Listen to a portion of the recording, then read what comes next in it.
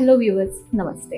నేను doctor Maitri, fertility expert, founder and clinical head of Maitrishri fertility centre, Kukatpally, Hyderabad.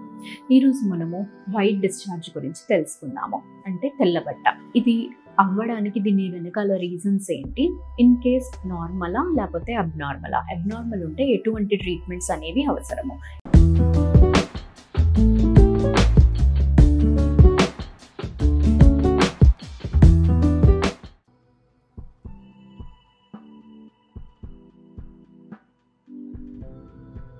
ఈ విషయాల గురించి మనం ఈరోజు మాట్లాడుకుందాము. సో వైట్ డిశ్చార్జ్ అనేది నార్మల్గా రీప్రొడక్టివ్ ఏజ్ గ్రూప్లో ఉన్న ఆడవారికి జనరల్గా చూస్తుంటాము. ఎప్పుడైతే గర్ల్స్కి మెచ్యూరిటీ అనేది వస్తుందో, ఇది అటైన్ అయిన తర్వాత దాని తర్వాత నుంచి వీళ్ళకి వైట్ డిశ్చార్జ్ అనేది స్టార్ట్ అవ్వచ్చు. ఎందుకంటే హార్మోన్స్ అనేవి బాడీలో డిఫరెంట్గా ప్లే అవుతుంటుంది. దానివల్లే వైట్ డిశ్చార్జ్ అనేది కనిపిస్తుంది. ఇది నార్మలా అబ్నార్మలా అనేది తెలుసుకోవడానికి మేజర్గా మనం ఏంటి అంటే చూడాల్సిందే, ఈ డిశ్చార్జ్ అనేది అవుతున్నప్పుడు మీకు స్మెల్ ఏమైనా ఉంటుందా అనేది ఫస్ట్. స్మెల్ ఎటువంటి స్మెల్ లేదు అంటే అప్పుడు ఇది నార్మల్ అన్నట్టుగా కన్సిడర్ చేయొచ్చు. ఒకవేళ ఇన్ఫెక్షన్ రిలేటెడ్ అయితే మాత్రము ఫౌల్ స్మెల్ అనేది అసోసియేట్ అయ్యి ఉంటుంది. సెకండ్ వచ్చేసి మీకు ఏమైనా ఇచ్చింగ్ అనేది ఏమన్నా ఉందా, డిశ్చార్జ్ అయ్యేటప్పుడు దురద లాంటివి ఏమన్నా ఫీల్ అవుతున్నారా అనేది ఇది సెకండ్ పాయింట్. అటువంటి ఏమీ లేదు, దురద ఏమీ లేదు, నార్మల్గానే ఉంది అంటే నార్మల్ డిశ్చార్జే. ఒకవేళ దురదతో అసోసియేట్ అయ్యింది అంటే మాత్రము ఇది ఇన్ఫెక్షన్స్ ఉండొచ్చు అన్నట్టుగా అర్థం అనమాట. నెక్స్ట్ కలర్ అనేది ఇంపార్టెంట్. ఒకవేళ నార్మల్ వైట్ డిశ్చార్జే ఉంది, జస్ట్ జిగటగా అవుతుంది, ఈ డిశ్చార్జ్ ఏంటి అంటే నార్మల్ వైట్ డిశ్చార్జ్ అనేది ఇప్పుడు ఓవ్యులేషన్ టైంలో, అంటే అండాశయం నుంచి అండం విడుదలయ్యే టైంలో ఎక్కువగా డిశ్చార్జ్ అనేది కనపడుతుంది. సో అటువంటి డిశ్చార్జ్ అనేది ఈస్ట్రోజన్ హార్మోన్ ఇన్ఫ్లుయెన్స్ వల్ల వచ్చే డిశ్చార్జ్. సో ఆ డిశ్చార్జ్ అనేది నార్మలే. అది ఎలా ఉంటుందంటే మ్యూకాయిడ్ కన్సిస్టెన్సీ, జిగటలాగా ఉంటుంది. అది మీరు స్ట్రెచ్ చేయడానికి ట్రై చేశారంటే ఆల్మోస్ట్ 10 సెంటీమీటర్స్ వరకు, 15 సెంటీమీటర్స్ వరకు కూడా స్ట్రెచ్ అవ్వచ్చు అనమాట. సో అది అలా బంకలాగా సాగుతుంది. అది ఈజీగా మనము బ్రేక్ చేయలేము. అండ్ ఇంకొక డిశ్చార్జ్ ఏంటి అంటే ఓవ్యులేషన్ అయిపోయిన తర్వాత నెక్స్ట్ వచ్చే డిశ్చార్జ్ ప్రోజెస్ట్రాన్ హార్మోన్ వల్ల వచ్చే డిశ్చార్జ్. ఈ డిశ్చార్జ్ అనేది తక్కువగానే ఉంటుంది, థిక్గా ఉంటుంది, దాన్ని ఈజీగా బ్రేక్ చేయొచ్చు. బట్ ఏ స్మెల్తోని మాత్రం అసోసియేట్ అయ్యి ఉండదు, ఎటువంటి ఇచ్చింగ్ అనేది ఉండదు. సో ఈ రెండు రకాల డిశ్చార్జ్ అనేది నార్మల్ మెన్స్ట్రువల్ సైకిల్లో అయ్యే డిశ్చార్జెసే.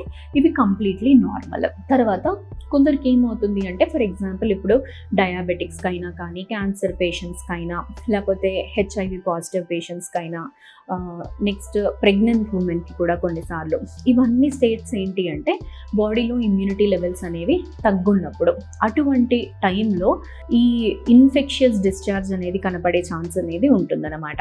మెయిన్గా వీళ్ళల్లో చూసే ఒకటి ఏంటి అంటే, చాలా మందిలో చూసేది ఫంగల్ ఇన్ఫెక్షన్స్ వల్ల వచ్చే డిశ్చార్జ్. అటువంటి డిశ్చార్జెస్ అనేవి జనరల్గా కర్డ్ లాగా ఉంటాయి, పెరుగు ముద్దల్లాగా ఉంటుంది. క్వాంటిటీ అనేది కొంచెమే ఉన్నా కానీ అది బాగా ఇచ్చింగ్తో అసోసియేట్ అయ్యి ఉంటుంది, బాగా దురద పడుతుంది.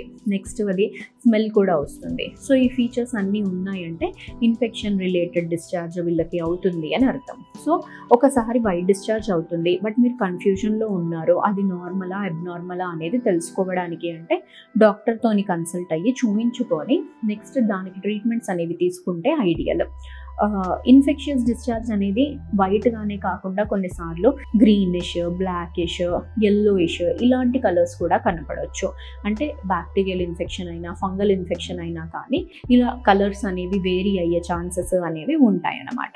సో దానికి తగ్గట్టు, ఫర్ ఎగ్జాంపుల్ ఇప్పుడు బ్యాక్టీరియల్ సస్పెక్ట్ చేస్తున్నాము, పస్లాగా కనపడుతుంది అంటే దాన్ని మనం కల్చర్కి పంపిస్తే ఎటువంటి బ్యాక్టీరియా అనేది ఉంది అనేది మనకు తెలుస్తుంది. సో దానికి ఎగెయిన్స్ట్గా యాంటీబయోటిక్స్ అనేవి వాడుకున్నప్పుడు మీకు ఆ వైట్ డిశ్చార్జ్ అయినా, యెల్లోయిష్ డిశ్చార్జ్ అయినా కానీ తగ్గిపోతుంది. సో ఎప్పుడైనా కానీ గుర్తుపెట్టుకోవాల్సింది ఏంటి అంటే, డిశ్చార్జ్ అవుతుంది, ఎక్కువగా అవుతుంది, మీకు ఇబ్బందిగా ఫీల్ అవుతున్నారు అంటే అది ఇమీడియట్గా మీకు స్టార్ట్ అయినప్పుడే ట్రీట్మెంట్ అనేది తీసుకోవాలి. తీసుకోవట్లేదు అంటే లాంగ్ టర్మ్లో ఇబ్బందులు అనేవి ఫేస్ అయ్యే అవకాశం అనేది ఉండొచ్చు. ఎందువలన అంటే ఇప్పుడు డిశ్చార్జ్ అనేది అవుతుంది అంటే బాడీలో ఇన్ఫెక్షన్ ఉంది అంటే అది గర్భాశయం లోపలికి ఎంటర్ అయ్యే ట్యూబ్స్ కూడా ఎఫెక్ట్ అయ్యే ఛాన్స్ అనేది ఉండొచ్చు. దానివల్లే డిశ్చార్జ్ అనేది అవుతుంది అన్నప్పుడు ఇనీషియల్ స్టేజెస్లోనే దాన్ని మనము కట్ చేయాలి. అంటే ప్రాపర్ ట్రీట్మెంట్ అనేది తీసుకుంటే ఫ్యూచర్లో అంటే సంతానలేమి సమస్య అటువంటి ప్రాబ్లమ్స్ అనేవి కూడా రాకుండా కట్ డౌన్ చేయాలి. సెకండ్ పాయింట్ ఇంకోటి ఏంటి అంటే మెన్స్ట్రుయేషన్ అవుతున్నప్పుడు అంటే ఆడవారికి బ్లీడింగ్ అనేది అవుతున్నప్పుడు అప్పుడు లోకల్ హైజీన్ అనేది ప్రాపర్గా మెయింటైన్ చేయాలి. ఇప్పుడు స్కూల్ గోయింగ్ గర్ల్స్కి కూడా ఈ డిశ్చార్జెస్ అనేవి అవుతుంటాయి. సో వాళ్ళు చేయాల్సింది ఏంటి అంటే పీరియడ్ టైంలో శానిటరీ ప్యాడ్స్ అనేది కంటిన్యూస్గా బ్లీడింగ్ అనేది కాకపోతే కొందరు జనరల్ ప్రాక్టీస్ ఏంటి అంటే నార్మల్గా మార్నింగ్ పెట్టుకున్నది నెక్స్ట్ డే వరకు కూడా అలాగే ఉంచుకుంటారు. సో అలా ఉంచుకోకుండా at least daily 3 times or 4 times అయినా కానీ శానిటరీ నాప్కిన్స్ అనేవి చేంజ్ చేయాలి. చేంజ్ చేస్తే ఇన్ఫెక్షన్స్ రాకుండా ప్రివెంట్ చేస్తాం. ప్లస్ ఇంకొకటి వాళ్ళకి లోకల్ హైజీన్ అనేది కూడా మెయింటైన్ చేయాలి. కొంచెం లావుగా ఉన్న వాళ్ళకి ఎక్కువగా స్వెట్ వస్తుంది థైస్ దగ్గర అంటే దానికి ప్రాపర్గా మీరు ఏమైనా కానీ ప్రికాషన్స్ అనేవి తీసుకుంటే ఇలాంటి ఫంగల్ ఇన్ఫెక్షన్స్ డిశ్చార్జెస్ అనేవి మనం కొంచెం అవాయిడ్ చేసే ఛాన్స్ అనేది ఉంటుంది. అంటే ఇది మన చేతిలోనే పని. జస్ట్ అన్నీ ఓన్లీ మెడికేషన్తోనే తగ్గాలి అన్నట్టుగా ఉండదు. మీ సైడ్ నుంచి మీరు ఫస్ట్ జనరల్ ప్రాక్టీసెస్ అనేవి కూడా కొన్ని పాటించాల్సిన అవసరం అనేది ఉంటుంది.